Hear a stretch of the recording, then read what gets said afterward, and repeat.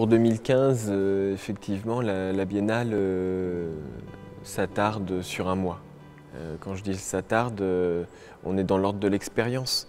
Donc c'est une véritable prouesse, à la fois sur le plan technique, sur le plan économique, et puis sur le plan du contenu, puisque des expositions qui durent un mois engendrent des prêts d'un mois, et donc c'est une vraie bataille. Et mon rôle a été celui de faire en sorte que la Biennale tienne sur un mois. On perçoit souvent une biennale comme une seule et même exposition. Eh bien non, une biennale c'est plusieurs expositions. Plusieurs expositions, ça veut dire plusieurs branches. Il y a un chœur, c'est un chœur qui bat, il y a plusieurs branches.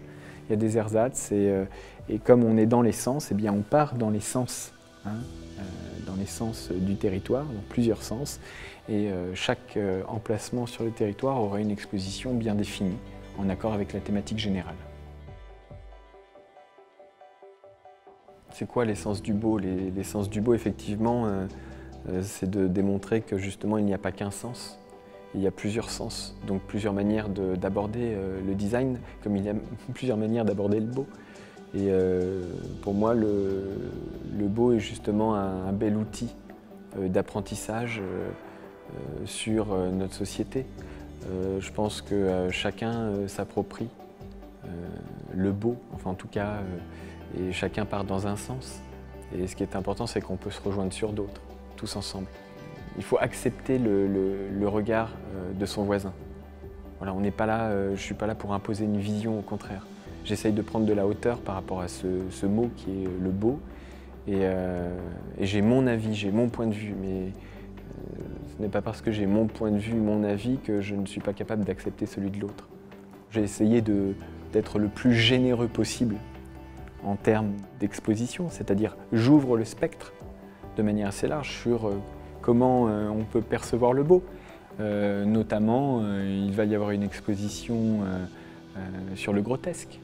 Le grotesque, le beau, le laid. La laideur est quelque chose qui n'est pas la même en matière de réception. La laideur est quelque chose qui s'approprie. Ce qui peut être laid pour quelqu'un est peut-être beau pour quelqu'un d'autre. Il y a une autre exposition qui est très intéressante puisque pour le coup, nous prenons des objets qui sont véritablement du quotidien. Donc cette exposition va montrer comment la fonction d'un objet peut faire naître une forme. C'est-à-dire ce n'est plus le contraire. Il y a une exposition aussi qui est assez importante sur la Corée. La Corée étant le pays invité de cette Biennale 2015. La Corée aura son exposition au sein même de la cité et une installation prendra place au musée d'art moderne avec deux jeunes Coréens invités, donc Ye-Young Park et Tsang Yeon-song. Il y a aussi une autre exposition une petite exposition, une installation qui est importante pour moi, que j'ai nommée Sans titre. Puisque justement elle prend en considération les ouvriers. C'est-à-dire que nous allons visiter des entreprises locales et aller filmer le rapport de l'ouvrier à sa machine. Ce qui m'agace assez, c'est que souvent le milieu de l'art dans lequel je vis s'approprie, en fait, s'est approprié le terme de savoir-faire. Parce qu'on a relié le savoir-faire à l'artisanat. Mais dans l'industrie, le rôle de l'ouvrier n'est pas négatif. L'ouvrier a un savoir-faire. Donc cette biennale justement essaiera de rassembler les savoir-faire. On aura ce qu'on appelle le craft, l'artisanat, mais on aura aussi les savoir-faire industriels, patrimoniaux qui viennent des industries du territoire. Il y a une exposition qui va avoir lieu à Firminy, sur le design sonore, sur la manière dont on peut toucher le public et notamment les enfants avec du design sonore. Les enfants me touchent assez parce qu'ils sont assez spontanés. Pour moi, c'est le plus important. Je suis souvent des familles et je regarde souvent les enfants parce que justement, ils n'ont pas de filtre. Ils ne sont pas dans le calcul. C'est peut-être le véritable enjeu du commissariat, c'est envisager de toucher le public. Il y a 3 mots pour définir une biennale et et notamment la Biennale de 2015. Le premier des mots pour moi serait le mot de générosité.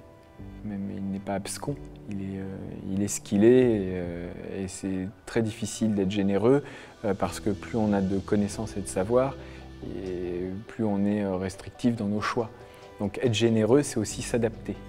Donc la Biennale s'adapte à un public, s'adapte à des professionnels, mais en même temps, elle essaye de garder en fait son apport théorique, son apport, je dirais, d'avant-garde. Donc ça, c'est le premier point. Le deuxième point, c'est ce mot de débat. Pour moi, une biennale, c'est pas l'encéphalogramme plat. Une exposition en céphalogramme plat, ça m'emmerde. Donc pour moi, je pense qu'une biennale, c'est avant tout une zone de débat. C'est une zone de réflexion, une zone de participation. C'est une zone où on divulgue. Je préfère divulguer que montrer. Divulguer, c'est apporter des éléments pour que chacun, justement, puisse se faire un avis.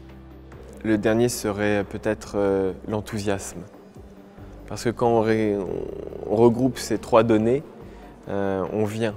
Venez visiter, jugez et peut-être juger peut-être différemment. Soyez peut-être plus ouverts que certains professionnels. Parce que vous êtes la destination. Vous êtes la destination, vous êtes ce pourquoi le design est fait aujourd'hui. Donc soyez exigeants et soyez indulgents, puisque l'innovation est là pour avancer et elle est là aussi pour, je dirais, apprendre.